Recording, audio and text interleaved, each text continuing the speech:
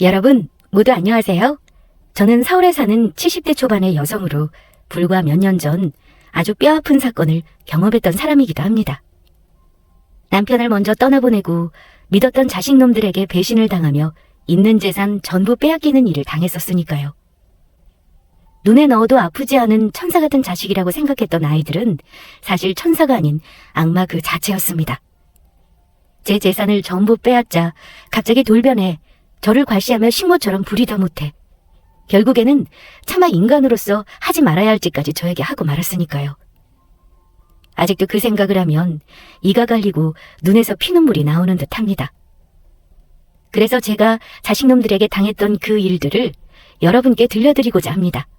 다시는 저 같은 사람이 이 세상에 생기지 않길 바라는 마음으로요. 저희 남편은 의사로 동네에서 제법 큰 병원을 운영하는 병원 원장님이었습니다. 돈 없는 불우한 이웃들에게 진료비를 받지 않고 공짜로 진료를 해주고 가난한 학생들에게 장학금도 지원해주며 좋은 일들도 많이 했고요. 그래서 저는 제 자식들도 그런 아빠를 본받아 착한 아이들로 자라날 것이라 믿어 의심치 않았어요. 하지만 그 생각이 전부 저의 착각이란 것을 삼남매 아이들을 다 크고 결혼해 각자 가정을 꾸린 뒤 남편이 암으로 먼저 세상을 떠나고 나서야 알게 되었습니다. 환자들을 너무 열심히 돌본 탓인지 요즘은 아직 이르다는 70대에 세상을 떠나버렸으니까요. 처음에는 자식들도 저에게 엄청나게 잘했었습니다. 남편이 떠나고 혼자 있는 제가 혹시나 힘들지 않은지 어디가 아픈 건 아닌지 하루가 멀다 하고 수시로 찾아오며 저를 돌보았죠. 그러던 어느 날 제가 심한 몸살 감기가 걸린 적이 있는데 약을 먹고 취해 잠들어 자식들에게 걸려온 전화를 받지 못했던 것이 아니겠어요? 그러자 아이들은 누가 뭐라 할 것도 없이 바로 저희 집에 불이 나게 달려왔습니다. 그리고 아이들의 목소리에 놀라 잠이 깬 저를 보더니 첫째 아들이며 둘째 아들, 게다가 막내딸까지 저를 부둥켜 안고 울었던 겁니다. 엄마, 왜 이렇게 전화를 안 받아? 혹시 혼자 잘못된 줄 알고 깜짝 놀랐잖아. 맞아. 엄마 혼자 있다 잘못된 줄 알고 우리가 얼마나 놀랐는데. 아빠도 돌아가셨는데 엄마까지 아프면 어떡해. 절대 우리 먼저 두고 가면 안 돼. 맞아. 이젠 우리한테 엄마밖에 없다고.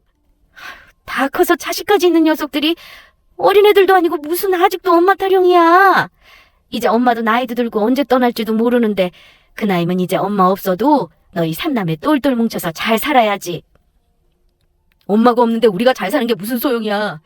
그러니까 엄마 아프지 말고 우리랑 같이 오래오래 행복하게 살자. 난 엄마만 있으면 아무것도 필요 없어. 엄마만 있으면 된다고.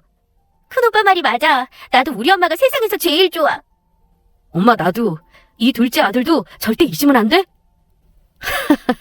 알았다 알았어. 아직도 이렇게 아이 같아서야 원. 엄마 열심히 운동하고 관리해서 건강하게 오래오래 너희들 곁에 살도록 노력할 테니까 너희들도 열심히 살아야 한다. 딱 지금만 같이 살아. 부모는 자식 행복밖에 바라는 거 없다.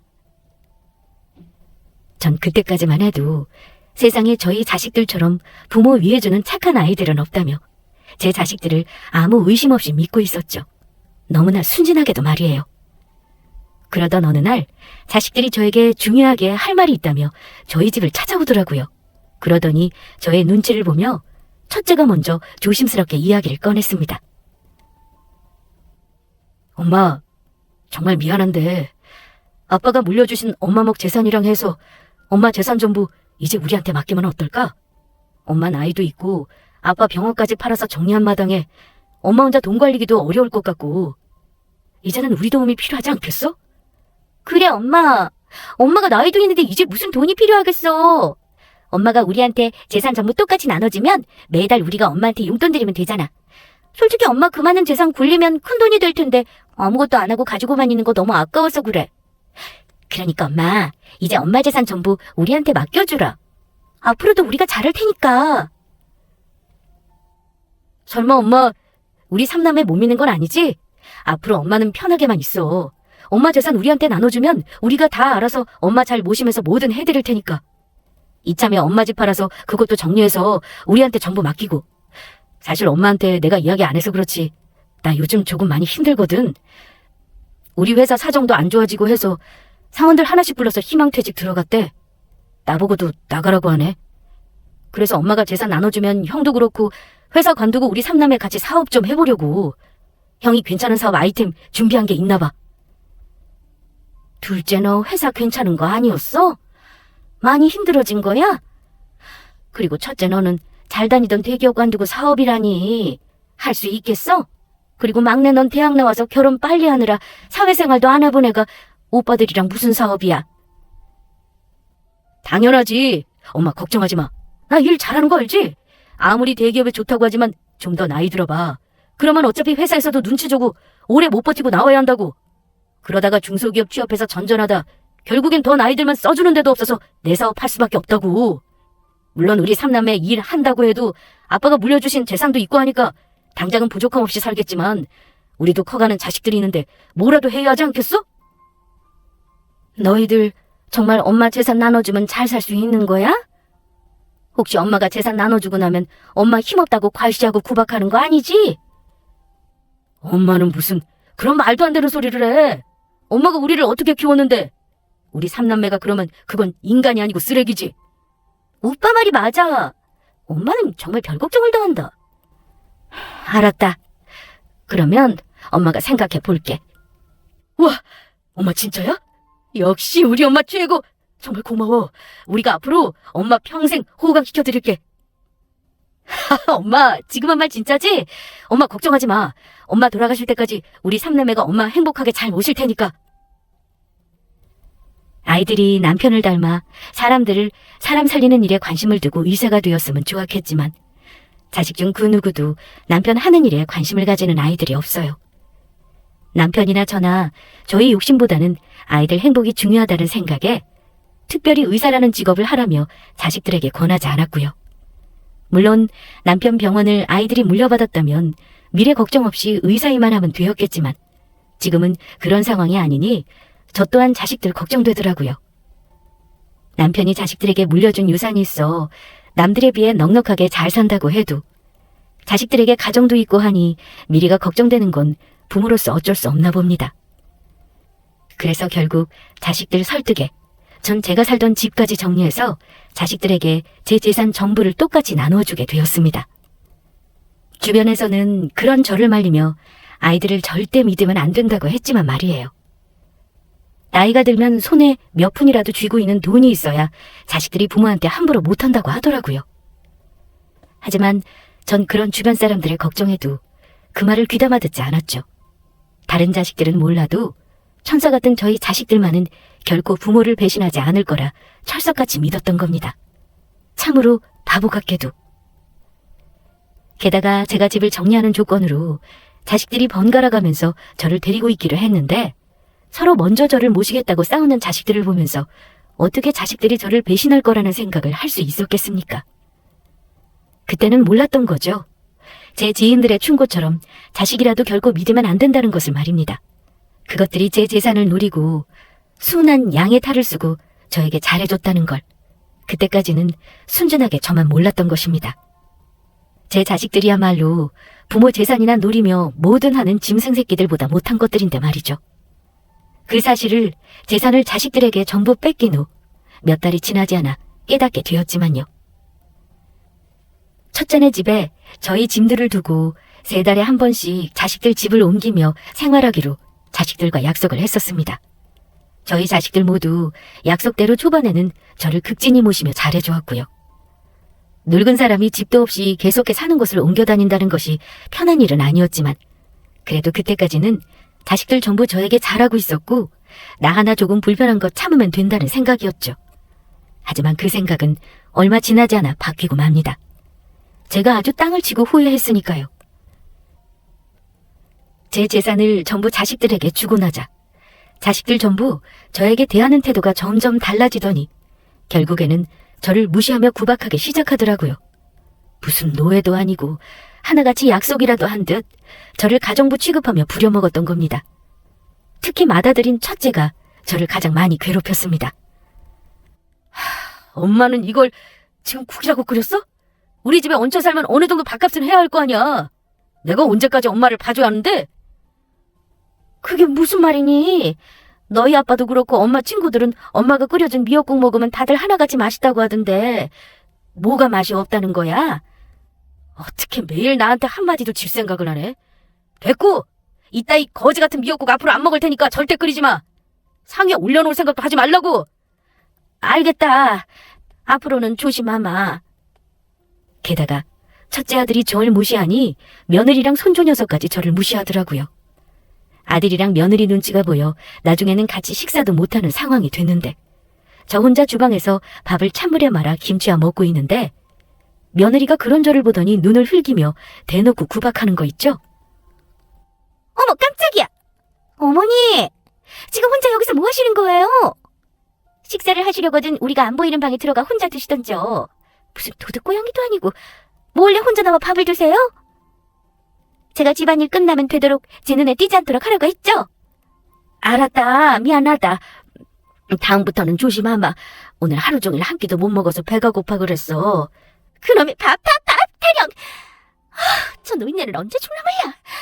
아주 귀찮아 죽겠어. 밥 먹는 것도 꼴도 보기 싫다니까. 게다가 막내딸 집에 가면 듣기 싫은 잔소리를 하루 종일 들어야 했습니다.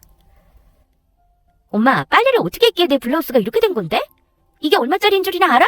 이거 명품이라고. 어떻게 책임질 거야? 어떻게 책임질 거냐고. 그러게 내가 세탁소에 맡기라고 하지 않았니? 굳이 못하겠다는 사람 억지로 붙잡아서 시켜놓고 왜 이제와 내 탓을 하니? 아, 몰라. 변명 필요 없으니까 이거 엄마 돈으로 전부 물어내. 아빠가 해주신 엄마 결혼 반지를 팔든 어떻게 해서든 전부 물어내라고. 나는 그렇게는 못한다. 정 그럴 거면 앞으로 너희 집 살림 나한테 맡기지 말든가. 서럽고 서러운 나날이었습니다. 자식들에게 제 전 재산을 물려준 사실을 매일 후회하며 밤마다 얼마나 울었는지 모릅니다. 그러던 저에게 청천벽력 같은 큰일이 생기고 맙니다. 어느 비 오는 날 새벽, 딸네 집에서 잠을 자고 있는데 딸이 자고 있는 방에 들어와서 갑자기 제 짐을 싸며 저를 내쫓았던 거죠. 엄마 미안한데 이제 그만 우리 집에서 나가. 엄마 짐 전부 싸서 그만 내 눈앞에서 사라지라고. 그게 무슨 소리니? 아직 첫째네 가려면 시간도 며칠 남았는데. 그게 아니고 솔직히 나도 이 정도 했으면 엄마한테 할 만큼 했다고 봐. 엄마가 준 재산만큼 그동안 나도 자식으로서 엄마 힘들게 모시면서 할 도리는 다 했으니까 앞으로는 우리 집에 올 생각하지 말고 엄마 알아서 살라는 말이야. 너 지금 그게 무슨 소리야? 언제는 내 재산만 주면 평생 나 모시고 잘 살겠다더니 매일 있는 구박 없는 구박 다 당하고.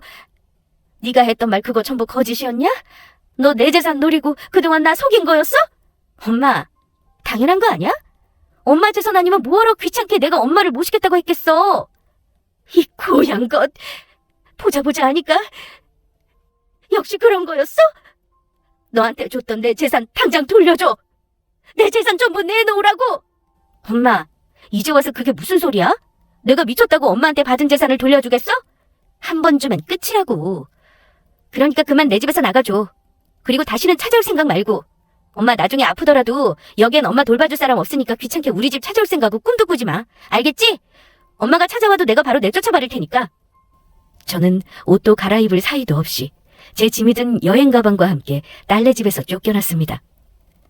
딸네 집 대문 앞에서 바닥에 주저앉아 땅을 치며 울었죠.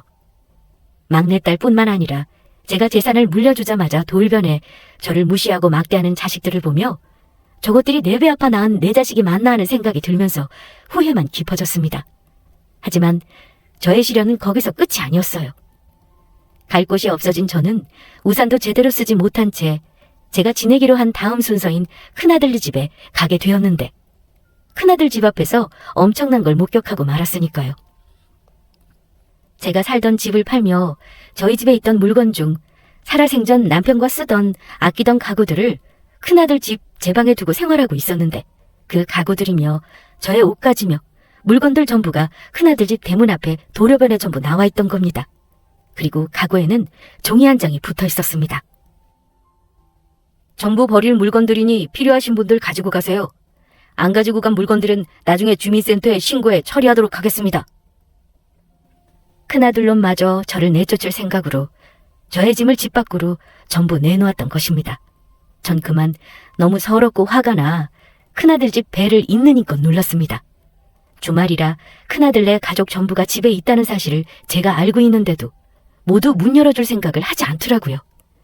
그래서 내린 비를 쫄딱 맞으며 온몸이 젖은 채로 대문을 잡고 쿵쿵 두드렸습니다. 이 못된 것들! 어서 열어! 당장 이 문 열지 못하겠어? 언제든 내 재산만 주면 간이고 쓸개고 전부 줄 것처럼 그러더니 이게 뭐하는 짓거리들이야? 이게 니들 낳아준 부모한테 할 수 있는 재산인 거냐? 니들이 부모를 버리고도 사람이라고 할 수 있겠어? 그러고도 인간이냐고. 아이고, 내가 자식들을 너 키웠네. 저것들이 내 원수 새끼들인지도 모르고 금이야 오기야 내 인생 바쳐가며 키웠어. 그러자 대문 밖에서 우는 제 소리가 시끄러웠는지 첫째 아들놈이 결국 밖으로 나오더군요. 그래서 전 아들놈의 멱살을 잡고 온 힘을 다해 마구마구 때렸습니다. 이 나쁜 놈! 전하의 악독한 것! 네가 어떻게 나한테 이럴 수 있어? 어떻게 나한테 이렇게 뒤통수를 쳐? 어떻게 이렇게 부모 가슴에 내 못을 박아? 이건 아요! 진짜 아침부터 짜증나게 하네. 그나들은 저를 밀치며 뿌리치고 말았고 저는 중심을 못 잡고 바닥에 넘어지고 말았죠. 바닥에 넘어져 제대로 일어서지도 못하는 저를 향해 큰아들이 말하더군요. 내가 사실 엄마 얼굴 안 보려다가 아무래도 제대로 끝내는 게 좋을 것 같아서 이야기하려고 나온 거야. 다시는 우리 집 찾아오지 마. 아이들도 엄마 싫다고 하고 집사람도 엄마 모시는 거 많이 불편하대. 그러게 우리 집에서 지낼 때 눈치껏 좀 잘하지 그랬어. 우리 앞으로는 다시는 얼굴 보지 말자. 그냥 남남으로 서로 죽었다고 생각하고 모르는 사람처럼 살아. 남도 앞으로는 그렇게 할 테니까.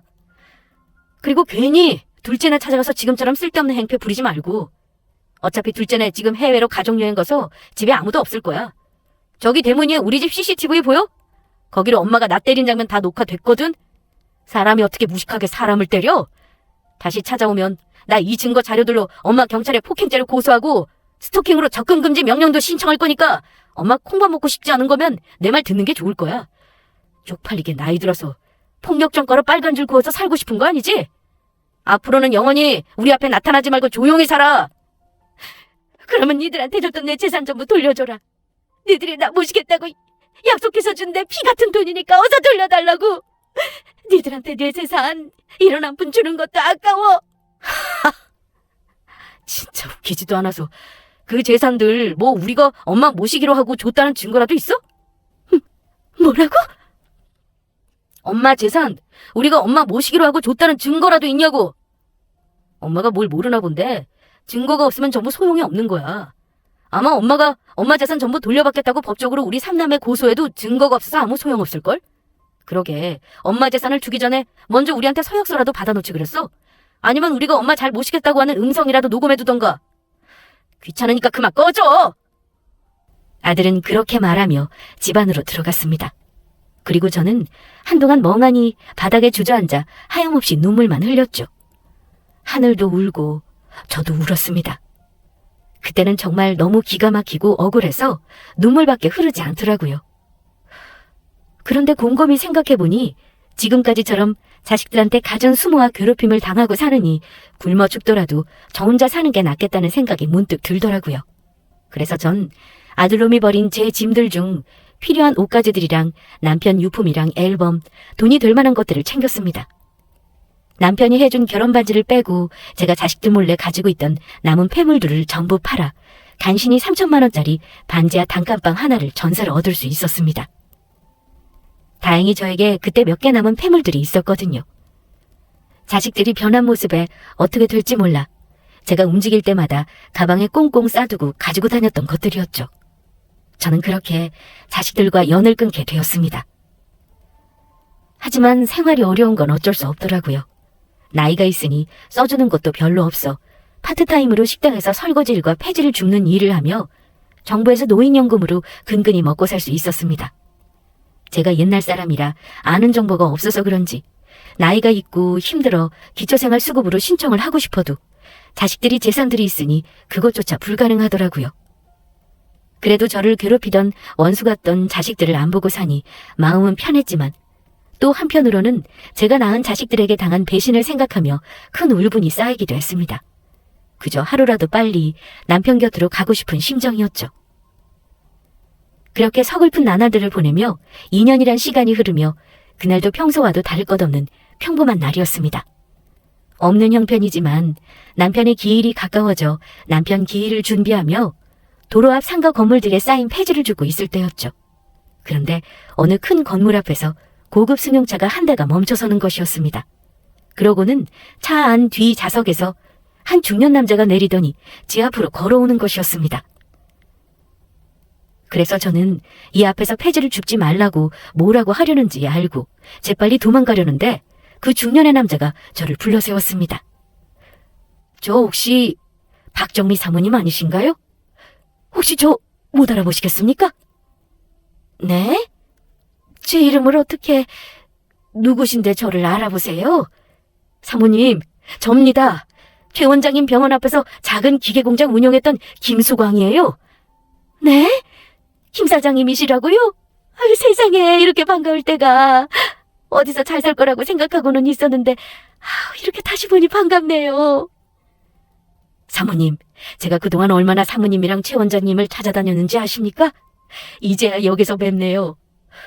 그런데 사모님, 여기서 뭐하고 계세요? 최 원장님은 어디 가시고요?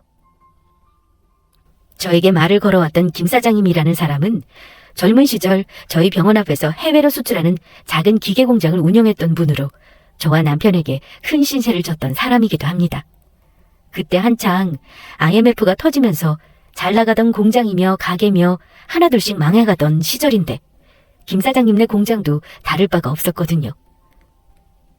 그러다 시간이 지나고 김 사장님 회사도 다른 곳으로 옮기면서 자연스레 서로 연락이 끊기게 되었는데 오랜 시간이 지난 뒤 이렇게 다시 만나게 된 것입니다. 그런데 오랜만에 남편이 살아있던 시절 반가운 얼굴을 봐서 그런지 저는 그만 김 사장님 앞에서 울음을 터뜨리고 말았습니다. 그러자 놀란 김 사장님이 저를 본인의 회사 안 대표 사무실로 데리고 가더라고요. 김 사장님이 차를 세웠던 큰 건물 앞이 바로 김 사장님네 회사였던 거죠. 안 보는 동안 엄청나게 성공한 것인지 김 사장님은 대기업까지는 아니지만 우리나라에서 잘 나가는 유명한 중소기업 회사 대표가 되어 있었습니다. 그래서 저는 그동안 남편이 떠나고 있었던 일들을 김 사장님에게 설명하게 되었죠. 김 사장님은 제가 자식들에게 당한 이야기를 듣고 분노하고 말았습니다. 이런 저죽일 것들! 어떻게 사모님한테 그런 짓을 할 수가 있습니까? 사모님이 지들을 어떻게 키웠는데요? 아닙니다. 전부 바보같이 속은 제 탓이에요. 아무리 자식이라도 전부 믿으면 안 되는 거였는데 주변에서 그렇게 말리는데도 제가 제 재산 몽땅 그것들에게 줘버렸어요. 남편이 저에게 남긴 유산까지 전부요. 어떻게 그게 사모님 탓입니까? 사모님 속이고 인간 같지도 않은 짓거리랑 그것들이 잘못한 거죠? 자식 새끼들이라고 하지만 아무리 노력해도 용서가 안 됩니다. 할 수만 있다면 지금이라도 보란 듯 그 고향 것들에게 복수하고 제대로 혼내주고 싶은데 방법이 없어요. 제가 아무 힘도 없습니다. 사모님, 방법이 있다면 해보시겠습니까? 그 고향 것들 정신 차릴 수 있도록 제가 사모님을 있는 힘껏 돕도록 하겠습니다. 그게 정말인가요? 염치 없지만 그러면 제가 김 사장님께 부탁드려도 되겠습니까? 김 사장님, 제발 저 좀 도와주세요. 예, 기꺼이 제가 돕겠습니다. 그러니 사모님, 앞으로는 아무 걱정하지 마시고 저만 믿으세요. 사모님 눈에 피눈물 흘리게 한 만큼 제가 그놈들 눈에서도 피눈물 나는 복수 꼭 해드리겠습니다. 그날 김 사장님은 저의 두 손을 꼭 붙잡고 자식들을 제대로 혼내줄 복수의 다짐을 하게 되었습니다. 그런데 며칠 후 남편의 기일을 지낸 다음 날 김 사장님에게 전화가 오더라고요. 급히 할 이야기가 있다면서 김 사장님의 회사로 찾아와 달라는 것이었죠. 그렇게 저는 김 사장님의 연락을 받아 찾아가게 되었는데 대표 사무실에서 김 사장님이 제 앞에 큰 가방 몇 개를 올려놓는 것이었습니다. 김 사장님, 이게 뭔가요? 사모님이 열어보시면 알게 되실 겁니다. 저는 김 사장님의 말대로 가방을 열어본 순간 깜짝 놀라고 말았죠. 하마터면 그 자리에서 기절할 뻔했으니까요. 이게 다 뭔가요? 뭐긴요. 사모님이랑 최 원장님께서 진작 받으셔야 할 돈이죠. 그때 저한테 분명히 저희 회사에 투자하는 거라며 큰돈을 빌려주시지 않았습니까? 그 투자한 금액의 배당금입니다. 그때는 1,000원 한 푼이 아쉬울 때라 바로 돌려드리지 못했지만 사모님과 최 원장님께서 저희 회사에 투자한 것 후회하지 않게 해드리자라는 마음으로 열심히 살았습니다. 그때 사모님과 최 원장님께서 저희 회사를 도와주지 않으셨다면 지금 제가 어떻게 됐을지 아직도 생각하면 눈앞이 다 아찔합니다. 저희 회사 사모님이랑 최 원장님이 살리신 겁니다. 그러니 이 돈들도 응당 사모님과 최 원장님께서 받아야 할 몫이고요. 그때는 남편이나 저나 받을 생각 없이 도와드렸던 건데 이렇게나 큰 돈을 정말 제가 받아도 되는 건가요? 그럼요. 제가 이래봬도 계산은 정확한 편이라 사모님과 최 원장님이 투자한 금액만큼 정확히 계산해서 드리는 거니 편하게 받으셔도 됩니다.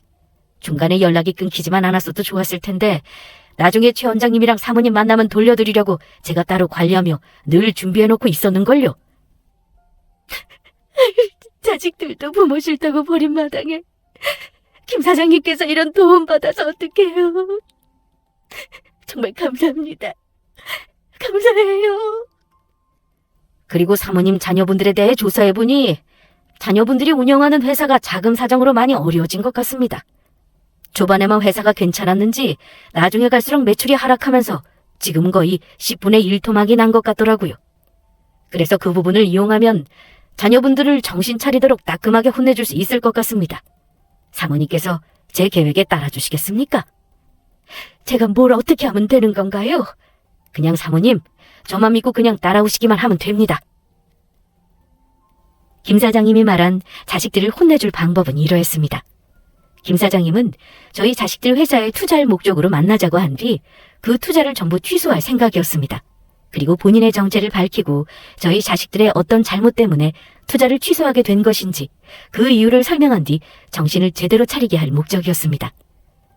그렇게 김 사장님은 저희 자식들과 투자 명목으로 몇 번 만나게 되었고 저희 자식들은 김 사장님이 정말로 자신들 회사에 투자해 줄 거라 철석같이 믿고 있는 듯 했습니다. 김 사장님이 저희 자식들 회사에 투자할 마음이 전혀 없다는 사실을 모른 채요. 그래서 김 사장님은 투자 이야기를 마무리 짓는 척 투자한다는 이야기를 취소하기 위해 저희 자식들을 김 사장님 회사로 부르게 됩니다. 그리고 저는 김 사장님 대표 사무실 옆방에서 김 사장님과 저희 자식들이 하는 이야기를 엿듣게 되었죠. 김 대표님, 이렇게 직접 회사까지 초대해 주시고 정말 감사합니다. 그래서 말인데 오늘 중요하게 하실 말씀이 있다는 게 어떤 건지 여쭤봐도 될까요? 혹시 저희 회사에 투자하기로 결정을 내리신 겁니까? 마음을 정하신 거냐고요.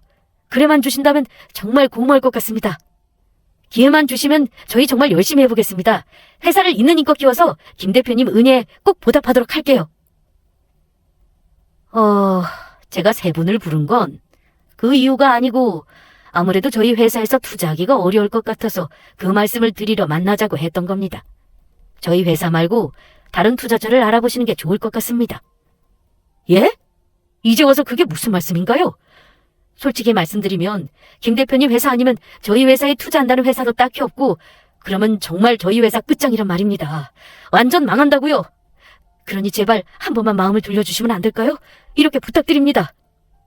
네, 김 대표님. 저희 오빠 말이 맞아요. 저희 김 대표님이 회사에서 안 도와주시면 아무 답도 안 나온다고요. 사람 목숨 살린다는 셈치고 제발 저희 좀 도와주세요. 저야 세 분이 하는 회사에 투자하고 싶은 마음이야 굴뚝 같지요. 그래서 저희 쪽에서 먼저 연락을 드렸던 거고요. 그런데 이건 어찌합니까? 저희 회사 대주주님께서 세 분 회사에 투자하는 걸 완강하게 반대하시는데요. 회사의 사업성도 떨어지고 미래성이 없어 보이신다고 하더라고요. 그 대주주란 분은 누구신가요? 저희가 만나 설득할 테니 저희를 직접 만나게 해주시면 안 될까요? 예, 저희가 만나 설득하겠습니다. 지금 비록 회사가 힘들지만 저희 회사가 얼마나 미래 발전성이 있는 회사인지 잘 설명해 드릴게요. 그러면 김 대표님 회사 대주주란 분께서도 분명 마음에 들어 하실 겁니다. 저희 회사에 투자만 해주신다면 모든 최선을 다하겠습니다. 그런데 가능하겠습니까? 대주주님 말씀으로는 그쪽 분들한테 가진 원한이 많은 것 같던데요. 저희 대주주님께서 힘들 때 그쪽 분들이 많이 괴롭히며 힘들게 했다고 하시면서 매우 분노하고 계십니다. 아닙니다. 저희들 어디 가서 죄 안 짓고 착하게 산 사람들입니다. 그러니 대주주분께서 하시는 생각들 전부 오해일 거예요. 그러니까 만나게 해주시면 저희가 직접 만나 그 모든 오해를 풀고 마음도 돌리도록 하겠습니다. 맞습니다. 모두 오해일 테니 만나게만 해주시면 저희가 얼마나 좋은 사람들인지 알게 되실 거고, 그러면 당연히 저희 회사에 투자도 해주신다고 말씀해 주실 거예요. 그런가요? 그러면 안 그래도 지금 제 사무실 옆방에서 쉬고 계시는데 직접 만나고 이야기해 보시겠습니까? 정말인가요? 김 대표님께서 그렇게 해주시기만 하면 이 은혜 평생 잊지 않겠습니다. 김 사장님의 말이 끝나고 바로 인터폰으로 비서에게 이야기했고 이제는 제 차례가 되었음을 깨달았죠. 바로 김 사장님이 말한 회사 대주주로 자식들을 만날 저희 차례 말입니다. 사실 전 김 사장님에게 투자했던 돈의 배당금을 받으며 세금을 내고 나머지 뺀 금액으로 제가 살 집과 생활할 돈을 남겨두고 절반을 다시 김 사장님 회사에 투자한 상황이었습니다. 김 사장님이 저를 위해 대주주라고 말씀해 주시긴 했지만 사실 대주주까지는 아니더라도 자식놈들 앞에서 당당하게 설 어느 정도 조건은 갖춘 셈이죠. 김 사장님의 말씀으로는 제가 김 사장님의 마음에서 회사 최고의 대주주가 맞으니 자식놈들 앞에서 대주주라고 말해도 틀린 말이 아니라고 하시더라고요. 저와 제 남편이 김 사장님의 회사를 살려준 은인이라면서요.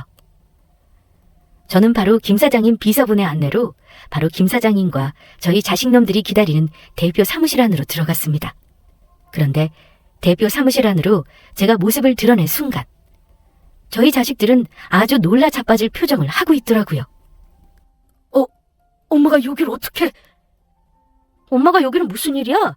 다시는 우리 앞에 나타나지 말라고 이야기했지. 그런데 몇 년 만에 기어이 우리 일하는 곳까지 따라온 거냐고. 나가.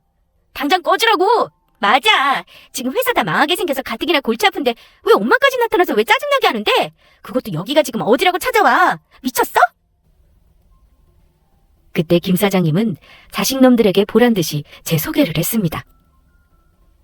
자, 모두 인사하시죠. 저희 회사 대주주이신 박정미 여사님입니다. 뭐라고? 저희 엄마가 대표님 회사 대주주라니 그게 무슨 소리입니까? 그게 말이 되나요? 지금 거짓말 하시는 거죠? 우리가 맨몸으로 내쫓아서 저희 엄마 알거지일 텐데 갑자기 이렇게 큰 회사 대주주라니. 김 대표님 지금 저희한테 거짓말 하시는 거죠? 제가 뭐하러 거짓말을 하겠습니까? 박정미 여사님이 오늘 제가 만나기로 한 저희 회사 대주주분이 맞으십니다. 그러니 이렇게 편하게 대표 사무실에도 들어올 수 있는 거 아니겠습니까? 아니면 누가 부르지도 않았는데 대표 사무실에 들어올 수 있었겠어요? 저희 엄마가 무슨 돈이 있어서 대표님 회사에 투자를 한 대주주란 소린가요? 박정미 여사님과 부군인 최 원장님이 살아계실 때 두 분께서 같이 저희 회사에 투자를 하신 게 있으시거든요. 그 덕에 어려운 시기 저희 회사가 살아나 이렇게 성장할 수 있었고 그동안 연락이 끊겨 투자하신 만큼의 배당금을 전해드릴 수가 없었는데 최근에 만나 전해드리게 되었습니다. 그런데 거기다가 박정미 여사님께서 받으신 배당금의 절반을 다시 저희 회사에 투자하고 싶다고 하시지 뭡니까? 박정미 여사님께서는 저희 회사 대주주분이 맞으십니다. 그러면 저희 회사 투자하는 걸 막았다는 사람이 정말 엄마란 거야? 엄마, 정말 김 대표님 회사 대주주냐고? 오빠, 김 대표님 말이 전부 사실인가 봐. 엄마 입은 옷들 좀 봐. 전부 명품의 비싼 것들이라고. 그래, 내가 김 사장님 회사 대주주가 맞다. 그리고 너희 회사 투자하는 것도 내가 반대했어. 나 버린 새끼들이 뭐가 예쁘다고 니들 회사에 투자하는 걸 허락하겠냐? 내 눈에 흙이 들어와도 김 사장님이 너희 회사에 투자하는 일은 영원히 없을 거다. 엄마, 우리가 잘못했어. 한 번만 봐줘. 엄마 제발 부탁이야. 이러다 우리 회사 망한다고. 그러니까 제발 한 번만 우리 좀 살려줘. 그동안 우리가 엄마 구박하고 집에서 내쫓았던 것들 전부 사과할게. 그래 엄마. 그때 엄마 떠나고 사실 우리도 많이 후회했어. 그래서 사실 우리 전부 엄마 찾아다녔다고. 그래서 하는 말인데 이번에는 우리가 정말 엄마 잘 모실 테니까 우리랑 다시 살자. 그리고 엄마 나이도 있으니까 엄마 재산은 전부 우리한테 맡기고 이번에는 엄마가 우리한테 재산 주면 잘 모시겠다고 각서도 쓸게. 법적으로 공증도 받자. 오빠 말이 맞아, 엄마. 그까지 돈 많아봤자 뭐해. 가족들이 같이 오순도순 사는 게 최고지. 엄마 재산 전부 주면 이번에는 우리가 확실하게 엄마 모실게. 웃기고들 자빠졌네. 이제 와서 감히 뻔뻔하게 누구한테 매달리는 거야? 저는 제 앞으로 와 저를 붙잡고 애원하는 자식들을 노려보다 테이블 위에 놓인 커피를 들어 자식들 얼굴에 뿌렸습니다. 그리고 있는 힘껏 새 자식 놈들의 뺨을 후려쳤죠. 그 말을 믿을 것 같으냐? 내가 한 번 속지 두 번은 안 속아. 니들은 나한테 어떻게 했는데? 니들한테 속아서 내 있는 재산까지 전부 털리고 니들 노예처럼 살다가 결국 길바닥으로 쫓겨났어. 그때 내 눈에서 피눈물이 흘렀어. 그래도 혹시나 하는 마음에 1년 동안은 전화번호도 바꾸지 않고 니들 전화 기다렸다. 그런데 뭐? 날 찾기는 언제 찾았다고 그래? 이 짐승보다 못한 것들. 짐승들도 자기 거둬준 은혜는 아는데 너희들은 키워준 은혜도 모르니 인간도 아니다. 내가 죽어서 저승에 가서 니들이 했던 짓 전부 잊지 않을 거야. 니들이 예전에 나한테 그랬지? 서로 모르는 사람으로 살자고. 그 말 내가 다시 니들한테 그대로 돌려주마. 우리 앞으로도 쭉 계속 모르는 사람으로 살자. 니들이 나 집에서 내쫓았을 때 이미 그때 내 자식들은 전부 죽은 거니까. 아니, 처음부터 난 자식 같은 건 없었다. 제 말이 끝나기가 무섭게 김 사장님은 다시 인터폰을 켰습니다. 정비서, 여기 잡상인들이 들어와서 행패 부리고 있으니까 보안요원들 불러서 이 사람들 전부 내쫓으라고 하세요. 김 대표님, 저희가 잘못했습니다. 예, 저희가 잘못했으니까 제발 저희 엄마 좀 알려주세요. 내가 미쳤다고 너희들을 도와줘? 니들은 앞으로 정신 똑바로 차리면서 살아. 먼저 떠난 최 원장님이 이 일을 본다면 아마 하늘에서도 피눈물을 흘리고 계실 거다. 도둑놈들도 아니고 어떻게 부모를 속여 있는 재산 다 빼앗고 내쫓을 수가 있어? 그게 날공덕 아니면 뭔데? 니들은 네 부모한테 강도질이라는 폐륜을 저지른 인간 같지도 않은 것들이야. 어디 니들도 네 엄마가 대주주로 있는 회사에서 쫓겨나면서 쫓겨나는 그 심정이 어떤지 뼈저리게 느껴봐. 얼마 지나지 않아 대표 사무실로 보안 요원들이 들이닥쳤고 제 자식들은 보안 요원들에게 질질 끌려갔습니다. 안 돼, 이럴 순 없어. 엄마, 우리가 전부 잘못했어. 한 번만 봐줘. 이거 나! 우리 엄마 누군 줄 알아? 여기 회사 대주주라고. 니들 전부 말해서 잘리게 만들어줄 거야. 이거 나! 엄마, 제발 한 번만 봐주라. 우리 이러다 정말 길바닥에 나가게 생겼다고. 전부 알거지 된다고. 그렇게 저의 자식들은 김 사장님 회사에서 전부 쫓겨나게 되었습니다. 그 이후 자식들이 제 바뀐 전화번호를 어떻게 알았는지 제 휴대폰으로 연락해 저를 만나기 위해 여러 번 전화를 하며 며느리까지 저에게 문자를 보냈고 저는 바로 경찰에 신고했습니다. 그리고 다음 날 저희 자식들은 더 이상 저에게 접근을 못하도록 경찰로부터 긴급 응급조치 결정이 내려졌습니다. 스토킹으로 저에게 고소를 당한 것이죠. 하지만 자식놈들은 제가 고소를 한 상황에서도 정신을 차릴 생각이 없는지 저에게 계속해 연락을 하며 저의 집 앞까지 찾아왔다 다시 저의 신고로 구속영장까지 발급되어 결국 구치소행을 면하지 못했습니다.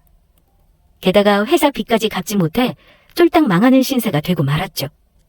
그 후 자식들의 이야기를 친척들을 통해 듣게 되었는데 구치소에서 나온 후 셋 다 빚을 갚기 위해 일용직과 청소 일을 하며 힘들게 살아가고 있다고 합니다. 그런데도 정신을 못 차리고 김 사장님의 회사에 투자해 번 남편 몫의 재산이라도 저와 나눠 가질 목적으로 한동안 변호사들을 만나고 다니는 것 같았는데 이미 그 전에 제 재산까지 전부 가지고 간 자식놈들에게 법적으로도 돌아갈 돈은 더는 남아있지 않았습니다.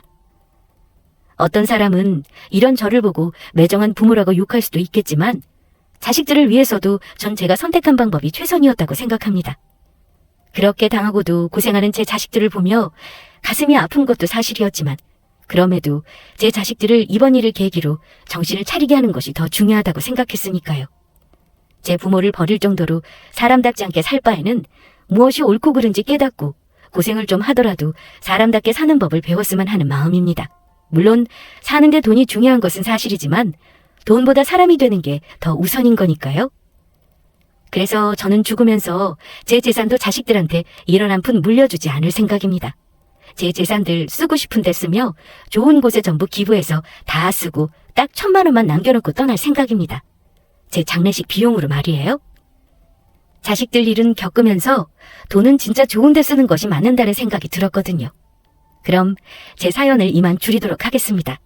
모두 끝까지 제 사연을 들어주셔서 감사합니다. 모두 평안하시고 행복하시길 바라겠습니다.